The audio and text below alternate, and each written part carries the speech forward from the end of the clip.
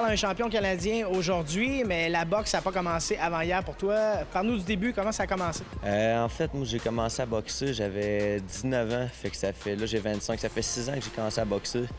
J'ai commencé tranquillement dans ma cave avec un punching bag. Là. Ma mère m'avait acheté ça. J'ai fait une dizaine de combats à Lévis à peu près. Puis après ça, j'ai commencé plus avec Benoît ici. Puis je me souviens, là, dans le temps, ça fait 4-5 ans, on avait pris une photo ensemble et il me disait, sa photo, il avait commenté comme futur champion. Mais tu sais, moi, je le croyais pas. J'ai jamais été champion du Québec. Puis là, j'arrive, puis je fais les championnats canadiens. 5 ans plus tard, puis j'en sors gagnant. C'est fou. Carl était l'athlète idéal, puis le parfait organisateur avec moi. Fait que c'était super, on a fait une super équipe. Carl, il travaillait, il faisait ses occupations, puis 1 heure avant le combat, j'allais l'isoler dans une chambre pour qu'il prenne son rôle de boxeur. Puis il se mettait son chapeau de boxeur, et puis en plus, il performait ses boxing sense. Son boxing sense était vraiment à point, il laissait aller ses mains. Il se posait pas de questions. C'était son problème avant, c'était qu'il travaillait trop rationnel dans sa tête, il laissait pas aller ses mains. Là, il a tout fait parfaitement ce que j'ai dit, il a écouté dans le coin, l'émotion, il était avec toute sa famille, tous ses amis étaient là. Il a fait 3 combats parfaits, c'était fantastique.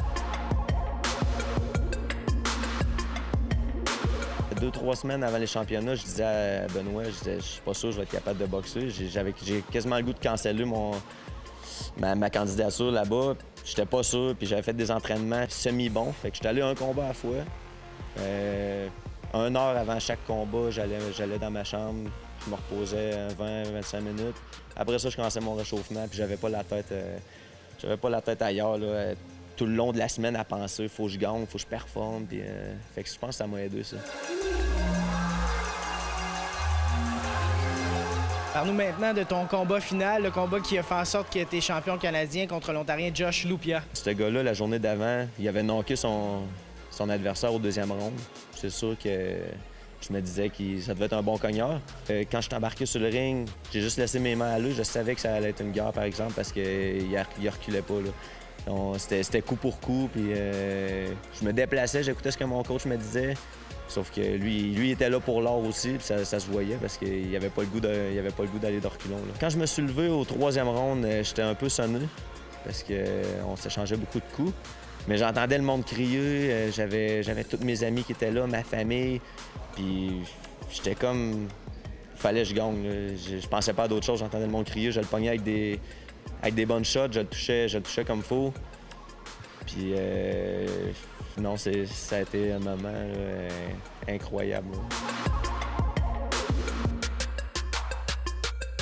Sa passion, c'est la boxe.